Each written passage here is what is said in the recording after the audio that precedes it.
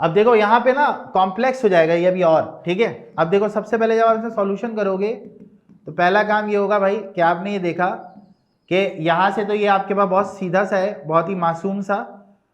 ये आपके पास आ गया 1 माइनस एक्स और ये आ गया एक्स स्क्वायर प्लस 1 का होल स्क्वायर। अब ये जो फैक्टर है ना ये आपके पास है कॉम्प्लेक्स वाला।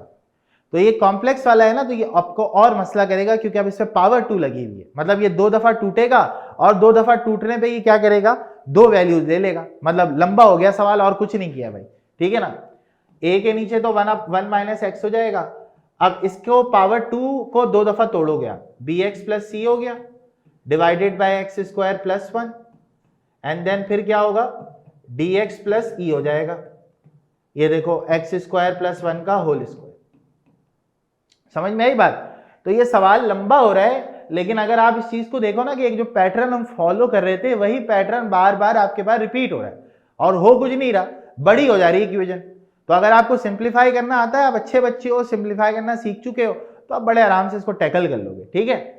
अब देखो यहां पे जो तुम्हारे पास एलसीएम बनेगा वो क्या बनेगा, वो बनेगा 1 माइनस एक्स और एक्स स्क्वायर प्लस 1 का होल स्क्वायर, ठीक है। और ये हो गया x square upon 1 minus x और एक्स स्क्वायर प्लस 1 का क्या हो जाएगा, होल स्क्वायर।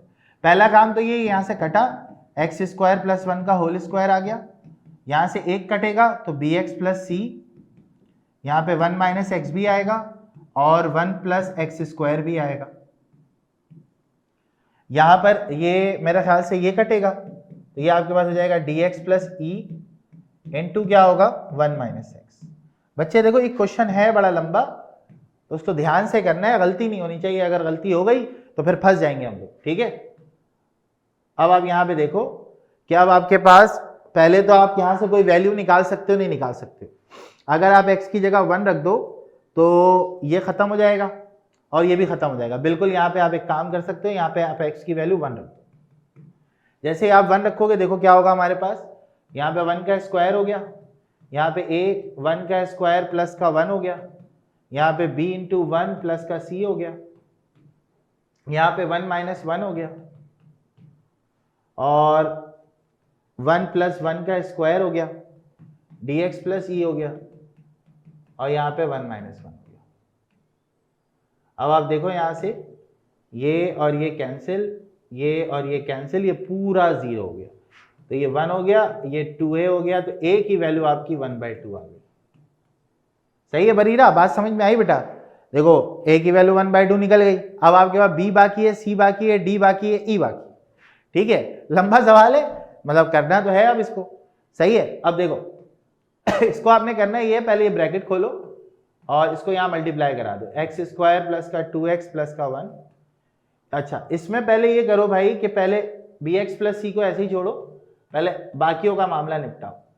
क्या हो जाएगा, 1 प्लस एक्स स्क्वायर, 1 1 जा 1 और माइनस एक्स, और क्या होगा भाई माइनस एक्स क्यूब, ये बन गया एक मामला। उसके बाद प्लस इनको मल्टीप्लाई कराओगे तो dx minus D X square plus E और माइनस का e into X equals to में आपके पास क्या चल रहा है बेटा, एक्स स्क्वायर चल रहा है।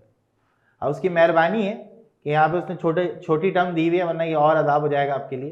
तो ए एक्स स्क्वायर हो गया, 2ax हो गया प्लस का a हो गया, सही है।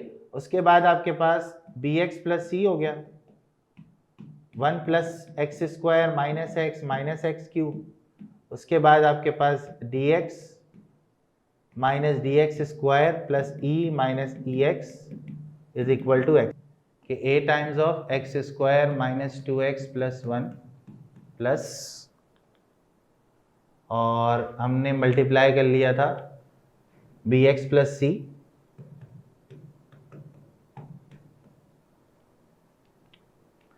One plus X square minus X cube और प्लस डी एक्स माइनस का डी एक्स स्क्वायर और plus E minus E X is equal to X square. बेटा अब आगे का प्रोसेस देखते हैं। ये एक्स स्क्वायर हो जाएगा माइनस 2ax हो जाएगा प्लस का a हो जाएगा सही है। अच्छा यहाँ पे जब करेंगे तो bx प्लस bx का क्यूब, उसके बाद क्या होगा आपके पास माइनस bx स्क्वायर, सही है, bx की पावर 4